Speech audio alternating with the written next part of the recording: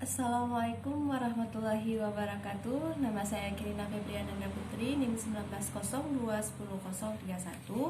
Mata kuliah pengembangan kurikulum RA. Baik, di sini saya akan menjawab pertanyaan dari soal UTS.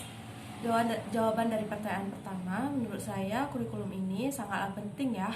Karena tanpa kurikulum dalam pendidikan, baik itu di PAUD maupun pendidikan yang lebih lanjut, tanpa adanya kurikulum, proses pembelajaran tidak berjalan dengan baik untuk mendukung kesiapan anak belajar di pendidikan yang lebih lanjut. Jadi, kurikulum PAUD merupakan sebuah acuan bagi guru untuk mengembangkan aspek-aspek perkembangan anak sesuai kurikulum pendidikan anak usia dini. Dengan pendekatan pembelajaran yang tepat, maka penyelenggaraan kegiatan pembelajaran dapat tercapai sesuai dengan tujuan pendidikan. Jawaban pertanyaan kedua, model kurikulum Rapp-Tyler. Model pengembangan kurikulum ini dikembangkan berdasarkan langkah-langkah yang akan dilakukan dalam pengembangan kurikulum. Kurikulum model ini diajukan oleh Tyler pada tahun 1949.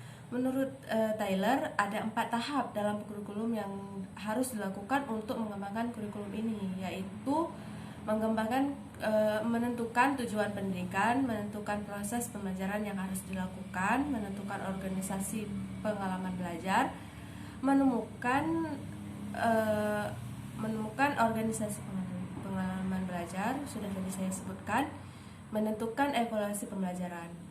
Terus yang kedua ada model kurikulum tabah. Model pengembangan kurikulum ini sebenarnya modifikasi dari pengembangan dari kurikulum yang model si Tyler tadi. Jadi kurikulum ini lebih menekankan pada pembelajaran yang berpusat pada perhatian guru.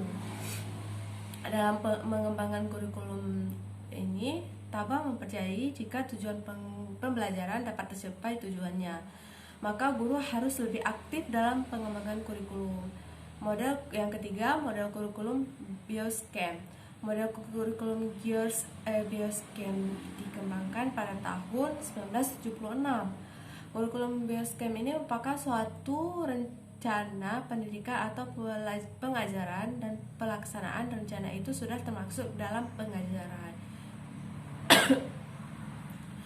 Yang keempat ada model kurikulum Audrey dan Howard Nichols.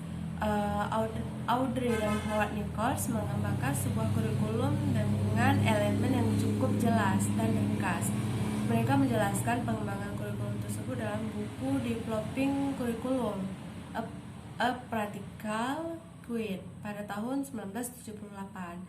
Dan selanjutnya ada model kurikulum Olivia. Menurut Olivia, salah satu aspek yang perlu dipahami dalam pengembangan kurikulum adalah aspek yang berkaitan dengan organisasi kurikulum. Organisasi kurikulum merupakan pola atau desain bahan atau isi kurikulum yang bertujuan untuk mempermudah siswa dalam mempelajari bahan pelajaran dan kegiatan belajar sehingga tujuan pembelajaran dapat dicapai secara efektif.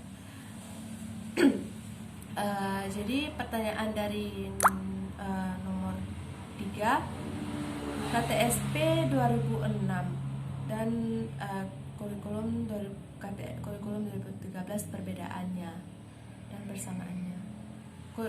Kalau KTSP 2006 kurikulum di mana guru lebih banyak menerangkan daripada siswa yang mencarinya, atau kreatif menggunakan internet, dan juga lebih memperhatikan aspek ilmu pengetahuan daripada sikap. Kalau kurikulum 2013 ini kurikulum di mana siswa disuruh untuk lebih aktif dan kreatif dalam pembelajaran dan juga lebih memperhatikan aspek sikap dari ilmu pengetahuan.